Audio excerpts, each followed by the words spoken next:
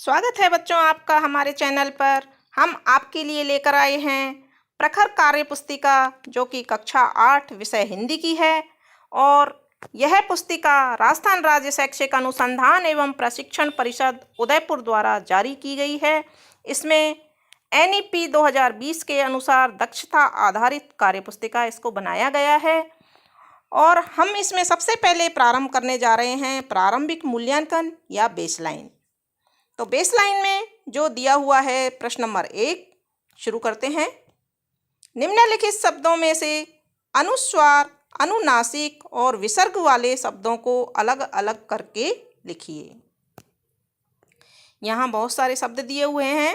चांद, कंचन, दुख, संपर्क, अतः, मुँह, चंचल, प्राय, ऊंट, हंस, गंगा, प्रातः, हंस, पंखा, आँख, संतरा, पुनः। तो अनुस्वार वाले जो शब्द हैं उनको अनुस्वार के नीचे लिखेंगे। कंचन, संपर्क, चंचल, गंगा, हंस, पंखा, संतरा। अनुनासिक के नीचे चंद्रबिंदु वाले अनुनासिक शब्द लिखेंगे। चांद, मुंह, ऊंट, हंस, आँख। और विसर्ग वाले विसर्ग के नीचे लिखेंगे दुख, अतः, प्राय, प्रातः, पुनः। प्रश्न नंबर 2 है, निम्नलिखित शब्दों में से उपसर्ग को मूल शब्द से अलग करके लिखिए। पहला शब्द है कुमार्ग। कुमार्ग में से कु को अलग कर देंगे, मूल शब्द मार्ग। सुलेख में से सु को अलग कर देंगे, मूल शब्द लेख। प्रश्न नंबर 3, एक शब्द में लिखिए भाई बहन का त्योहार, रक्षाबंधन। लोकतंत्र का दिवस। लोकतंत्र का दिवस बच्चों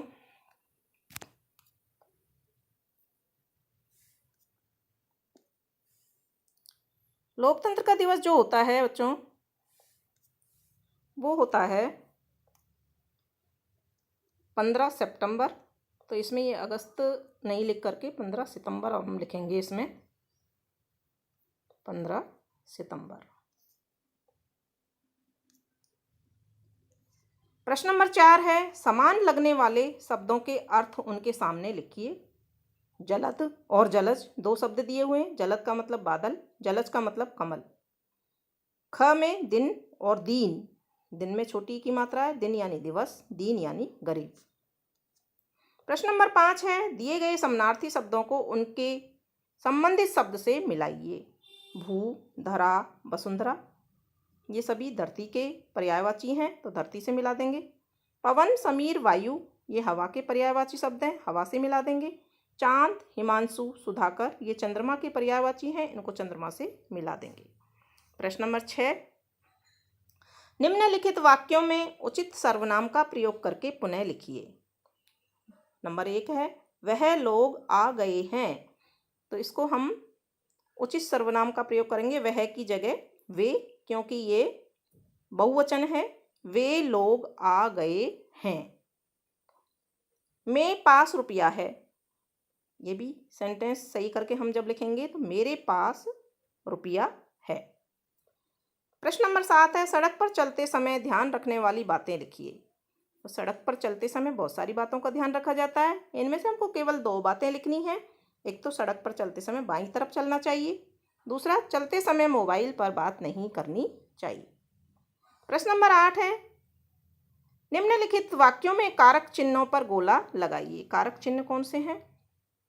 राम ने मीरा को पत्र लिखा, तो ने कारक चिन्ह है। मीरा को यह भी कारक चिन्ह है। नंबर 2 में पानी में मछलियां तैर रही हैं, इसमें मैं कारक चिन्ह है, तो मैं पर गोला लगा देंगे। प्रश्न नंबर 9 है, चित्र को देखकर नीचे लिखे प्रश्नों के उत्तर दीजिए। इन चित्रों में हम देखते हैं कि पहले चित्र में चिमनियों से धुआं निकल रहा है, पेड़ पौधे दिखाई नहीं दे रहे हैं, और दूसरे चित्र में हरे पेड़ पौधे दिखाई दे रहे हैं और कोई धुआं या प्रदूषित वायु नहीं दिखाई दे रही है। तो प्रश्न नंबर 1 है, आपको कौन सा परिवेश अच्छा लगा?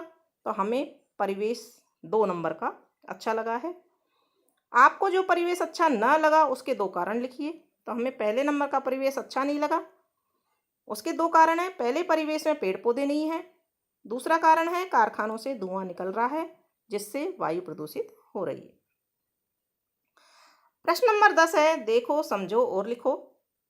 मिठाई मिठाइयाँ, इसी के अनुसार टोली टोलियाँ, रोटी रोटियाँ, माला मालाएं दिया हुआ है, इसके अनुसार सभा सभाएं, दुआ दुआएं, चीज का यहाँ चीजें दिए हुआ है तो औरत का औरतें, बंदूक का बंदूकें, पैसा का पैसे दिए हुए हैं तो वादा का वादे, जूता का जूते। इसके बाद में प्रश्न नंबर 11 देखते हैं। निम्नलिखित शब्द समूह को पढ़कर रिक्त स्थान की पूर्ति कीजिए। पहला है आम, केला, अमरूद, अंगूर, जामुन, पपीता। ये सभी नाम फलों के हैं, तो इसके आगे जो वाक्य दिया हुआ है ये सब फल हैं, रिक्त स्थान में फल भर देंगे। दूसरा है कौवा, मोर, तोता, कबूतर, कोयल। ये सब क्या हैं? ये सब पक्षी हैं। फिर कुछ चेहरे दिए हुए हैं। मेरी समझ के अनुसार इनकी नीचे दिए गए चित्रों को देखकर उनके लिए क्रिया शब्द लिखिए। मेरी समझ के अनुसार मैं पहले चित्र में मुस्कुराना क्रिया लिख रही हूँ, दूसरे चित्र में उदास, तीसरे में व्यंग या टालना और चौथे में सोचने की क्रिया हो रही है। आप अपने अनुसार इनमें से जो आपके समझ में बैठे वो क्रिया लिख सकते हैं। प्रश्न नंबर 13 है, नीचे दिए गए तत्सम शब्दों के तद्भव रूप लिखिए। पहला शब्द है कर्ण, कर्ण का तद्भव रूप कान, ग्रीवा का गर्दन, हस्त का हाथ, नासिका का नाक, अक्ष का आँख, अग्नि का आग, अग्नि का आग होगा। प्रश्न नंबर 14 है, नीचे दिए गए वाक्यों को शुद्ध करके लिखिए।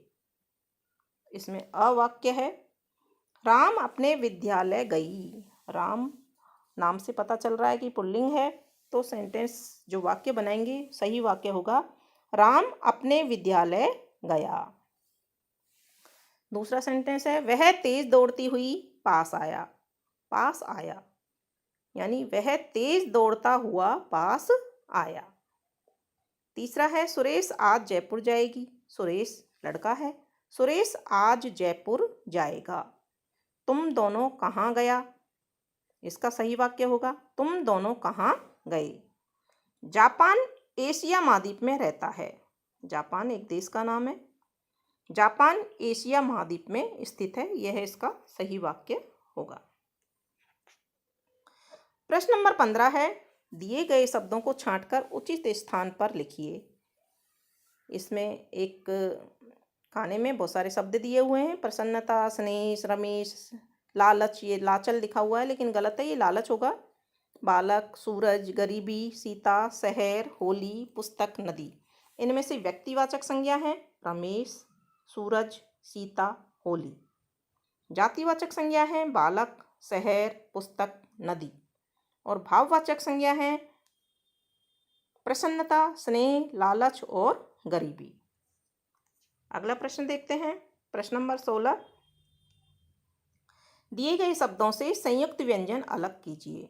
सच्चा, जैसे रस्सा में से आधा स और पूरे स को अलग किया है, तो हम इस तरह से सच्चा में से दो आधा च पूरा च, खट्टा में से आधा ट और टा, अब्बा में से आधा ब और बा, टिड्डी में से आधा ड और डी, ऊंचा में से अनुनासिक यानी कि चंद्रबिंदु, हक्का में से आधा क और का।